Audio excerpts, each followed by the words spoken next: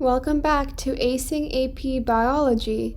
In this lesson, we will be discussing the dark reactions, also known as the Calvin cycle, that comes after the light reactions of photosynthesis. The Calvin cycle takes place in the stroma. ATP and NADPH are used to fix carbon dioxide taken in from the atmosphere into a carbohydrate compound. ATP serves as the energy source. NADPH acts as the reducing agent, reducing carbon dioxide into the carbohydrate. This is an anabolic process, converting a simple inorganic compound and converting it to a complex organic compound. It takes 3 turns of the cycle to produce one product. The Calvin cycle can be divided into 3 stages: carbon fixation, reduction, and regeneration. I have drawn the cycle to be a sum of the 3 turns of the cycle. Carbon fixation begins with CO2 entering the cycle. It says 3 CO2 because the cycle occurs 3 times. The CO2 combines with RUBP, a C5 compound, to form a C6 compound. This compound is very unstable and breaks immediately to form 2 C3 compounds for each carbon dioxide that enters, so 6 in total. This is why this is called C3 photosynthesis, because the first stable compound that forms is a C3 compound. Then we come to the next stage, reduction.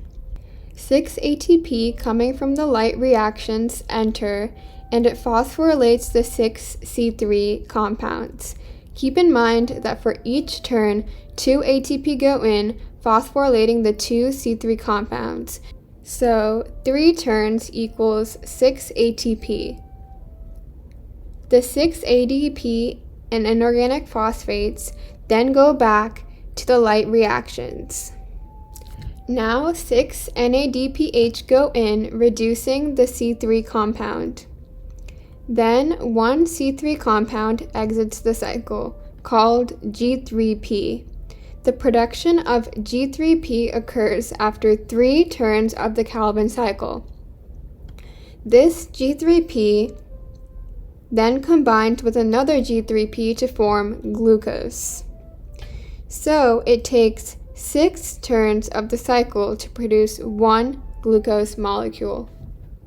Afterwards, there are 5 C3 compounds remaining, and we enter the regeneration phase. 3 ATPs go in, phosphorylating the compound to form RUBP, a C5 compound necessary for the cycle to begin. Thus, it is regenerated.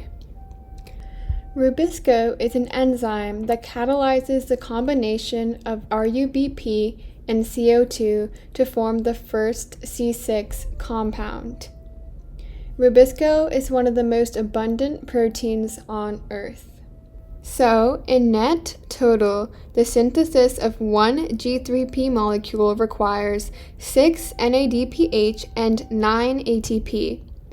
The synthesis of 1 glucose molecule requires 18 ATP and 12 NADPH. Having talked about Rubisco, I wanted to talk about photorespiration.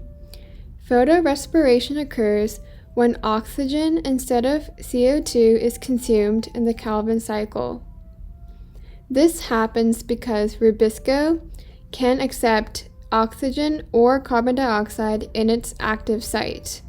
Therefore, when the oxygen concentration in the leaf is higher than the CO2 concentration, Rubisco accepts oxygen rather than carbon dioxide, leading to a decrease in the carbohydrate production and ATP. Photorespiration exists because in Earth's ancient atmosphere there was little oxygen. Photorespiration is generated in hot and dry climates when plants close their stomata to preserve water. Because the stomata are closed, CO2 decreases and oxygen builds up.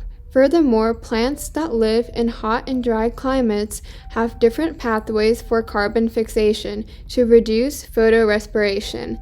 These include C4 plants and CAM plants.